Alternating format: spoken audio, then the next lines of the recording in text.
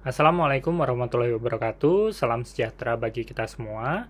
Perkenalkan, nama saya Erwin Tri Susanto. Saya mahasiswa MBA 50B Kampus Jakarta dengan konsentrasi Strategic Management. Pertama-tama, izinkan saya untuk mengucapkan terima kasih kepada seluruh dosen penguji serta Bapak Dr. Willy Abdillah MSc selaku dosen pembimbing yang telah memberikan bimbingan selama penyusunan tesis ini. Pada kesempatan kali ini, izinkan saya untuk memaparkan hasil dari tesis saya yang berjudul Analisis Strategi Diversifikasi PTPP Presisi TBK. Adapun di dalam tesis ini saya bagi menjadi beberapa bagian, yaitu latar belakang, landasan teori, metode penelitian, hasil analisis, dan yang terakhir adalah simpulan dan saran. Langsung saja kita masuk ke latar belakang. Industri konstruksi di Indonesia merupakan salah satu bisnis yang cukup menjanjikan di Indonesia. Hal ini dibuktikan dengan masuknya bisnis konstruksi menjadi salah satu penyumbang PDB terbesar urutan kelima di Indonesia. Selain itu, jumlah penduduk Indonesia yang cukup besar juga turut mendukung pembangunan infrastruktur yang mana hal ini dapat menguntungkan pelaku bisnis konstruksi. Dengan fakta tersebut, menjadikan bisnis konstruksi menjadi salah satu bisnis yang menarik di Indonesia. Tercatat terdapat 203.403 perusahaan konstruksi yang terdaftar di Indonesia, dan hal ini menunjukkan bahwa persaingan di industri ini cukup tinggi. Dengan persaingan yang tinggi, menuntut setiap perusahaan untuk memilih strategi yang tepat agar perusahaan mampu terus bertahan di dalam industri. Salah satu alternatif strategi yang dapat dijalankan oleh perusahaan adalah strategi diversifikasi. Adapun manfaat dari melakukan diversifikasi bisnis adalah yang pertama mempertahankan pertumbuhan perusahaan, yang kedua mencari keuntungan yang lebih besar, yang ketiga mencapai keunggulan kompetitif, dan yang terakhir adalah menciptakan sinergi. Selanjutnya, salah satu perusahaan yang telah melakukan strategi diversifikasi adalah PT PP Presisi. PT PP Presisi merupakan salah satu anak perusahaan dari BUMN Karya yaitu PT PP Persero, di mana perusahaan mempunyai lini bisnis utama sewa alat berat, foam box, serta konstruksi. Kemudian, sejalan dengan berjalannya waktu, perusahaan memutuskan untuk melakukan diversifikasi bisnis dengan masuk ke lini bisnis baru yaitu mining services. Berikut merupakan rumusan masalah dari penelitian ini. PT PP Presisi telah melakukan strategi diversifikasi, di mana harapan dengan melakukan diversifikasi ini adalah meningkatkan kinerja perusahaan serta mengurangi resiko saham.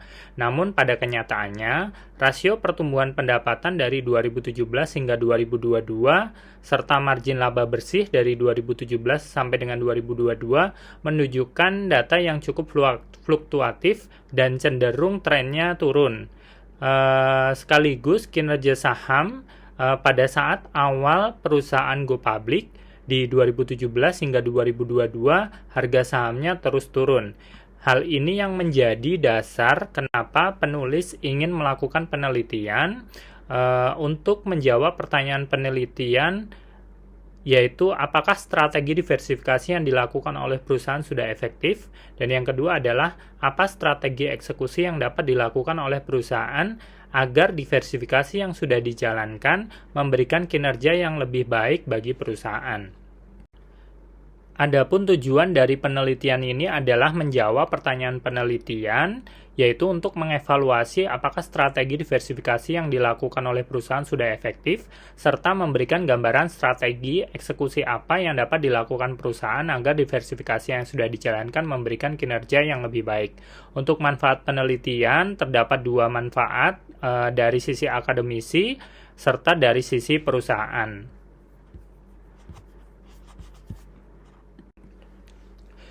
Langsung lanjut saya masuk ke landasan teori.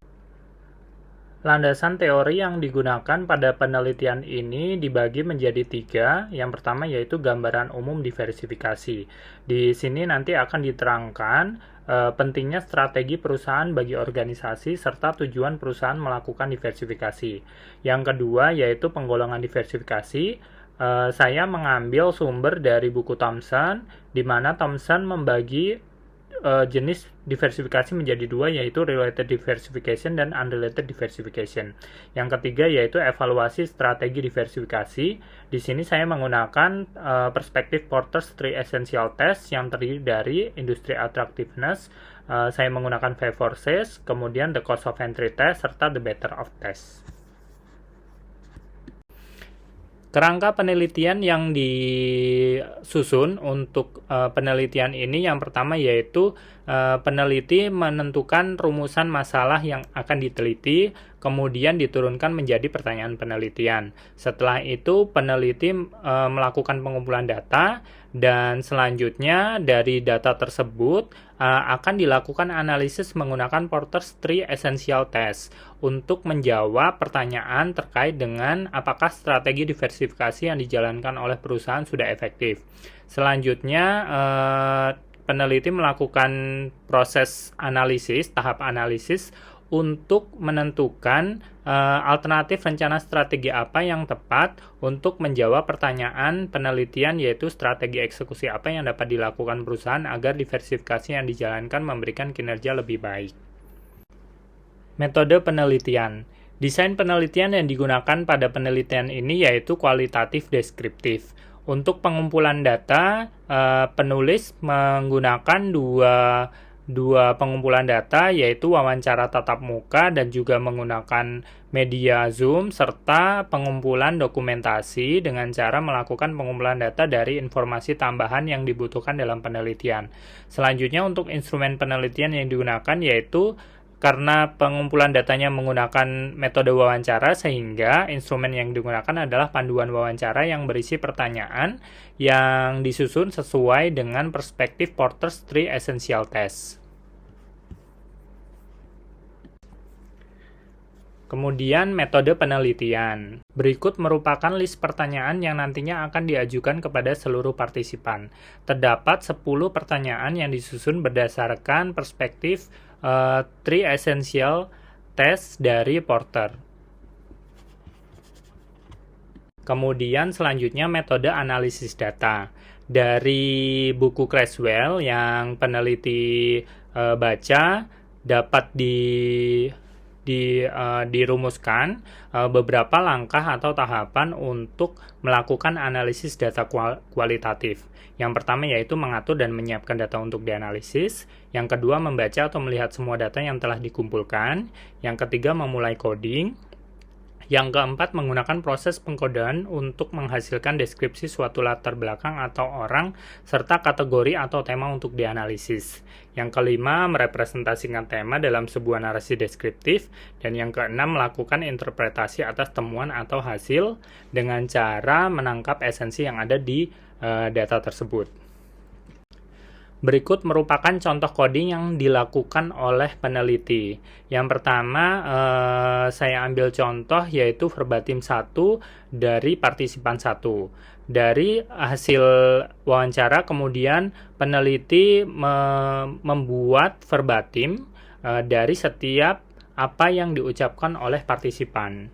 Kemudian, dari data tersebut ditentukan kode dari masing-masing statement yang disampaikan oleh partisipan. Dari verbatim tersebut kemudian peneliti membuat buku koda, dan dari buku koda tersebut untuk mendapatkan deskripsi yang lebih jelas, peneliti melakukan penyusunan tick description. Setelah semua proses tersebut dilakukan, selanjutnya adalah penentuan tema, kategori, dan rencana analisis. Berikut merupakan contoh penentuan tema dari hasil verbatim serta buku kode yang telah dibuat.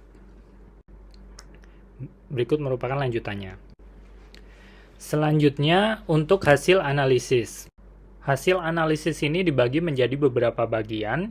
Yang pertama yaitu latar belakang kenapa perusahaan melakukan diversifikasi. Di sini dijelaskan bahwa sebelum melakukan diversifikasi, perusahaan mempunyai bisnis utama yaitu konstruksi dan sewa alat berat. Kemudian terdapat faktor pendorong kenapa perusahaan melakukan diversifikasi yang peneliti temukan dari hasil wawancara. Faktor pendorong ini dibagi menjadi dua, yaitu faktor eksternal dan internal. Untuk eksternal, karena adanya pandemi COVID dan juga karena bisnis konstruksi sudah masuk di market yang jenuh. Dan untuk faktor internal adalah pemanfaatan alat untuk mengurangi capacity idle. Kemudian dari faktor tersebut sehingga mendorong perusahaan untuk melakukan diversifikasi dengan masuk ke lini bisnis baru, yaitu lini bisnis tambang atau mining services. Selanjutnya yaitu penggolongan diversifikasi. Menurut Thomson, diversifikasi dibagi menjadi dua, yaitu related diversification dan unrelated diversification. Adapun hasil dari temuan yang diperoleh oleh penulis di PP Presisi lebih condong mengarah kepada strategi related diversification, karena perusahaan memasuki bisnis baru yang masih mempunyai hubungan atau kesesuaian dengan aktivitas atau proses bisnis dari bidang usaha yang telah dijalankan sebelumnya. PP Presisi pada awalnya merupakan perusahaan yang bergerak di bidang sewa alat berat dan konstruksi, di mana aset yang dimiliki yaitu alat berat digunakan untuk mendukung operasional bisnis konstruksi. Begitu pula di bisnis tambang. Secara operasional, aktivitas yang dilakukan di bisnis tambang hampir sama seperti yang dilakukan di bisnis konstruksi, sehingga aset yang digunakan juga sama, menggunakan alat berat yang sama, dan karena alasan ini penulis melihat bahwa strategi diversifikasi yang diambil oleh PP Presisi merupakan diversifikasi related. Selanjutnya, evaluasi strategi diversifikasi. Di sini, peneliti melakukan pembobotan terhadap 3 aspek yang diukur, yaitu industri attractiveness, cost of entry, serta better of test. Untuk industri attractiveness, kesemua aspeknya mempunyai skor yang rendah, artinya lini bisnis tambang cukup menarik. Kemudian untuk cost of entry, di sini terdapat skor yang rendah untuk investasi yang dikeluarkan, artinya investasi yang dibutuhkan untuk masuk ke industri baru cukup kecil, dan juga proyeksi bisnis tambang dan kondisi perusahaan mempunyai skor yang tinggi, artinya bisnis tambang yang dimasuki mempunyai proyeksi dan juga memberikan impact yang baik bagi perusahaan. Untuk better of test, terdapat skor yang bervariasi, di mana hal ini menunjukkan bahwa ada beberapa kegiatan atau aktivitas yang mempunyai kesamaan dengan bisnis existing atau bisnis lama, dan juga ada beberapa aktivitas yang cukup berbeda dengan bisnis yang sudah dijalankan. Kemudian, strategi eksekusi yang bisa diterapkan. Di sini penulis merumuskan 3 strategi eksekusi yang dapat diterapkan oleh perusahaan. Yang pertama yaitu manajemen alat, yang kedua human capital, dan yang ketiga adalah SCM. Kajian dan diskusi temuan. Di sini penulis melihat bahwa terdapat 4 temuan dari penelitian yang telah dilakukan. Yang pertama yaitu keputusan perusahaan melakukan diversifikasi memberikan impact yang baik bagi perusahaan karena pemilihan timing yang tepat saat harga nikel naik. Kemudian yang kedua, sinergi dengan pemanfaatan alat dan sumber daya manusia untuk mengerjakan 2 pekerjaan sekaligus, yaitu konstruksi dan tambang.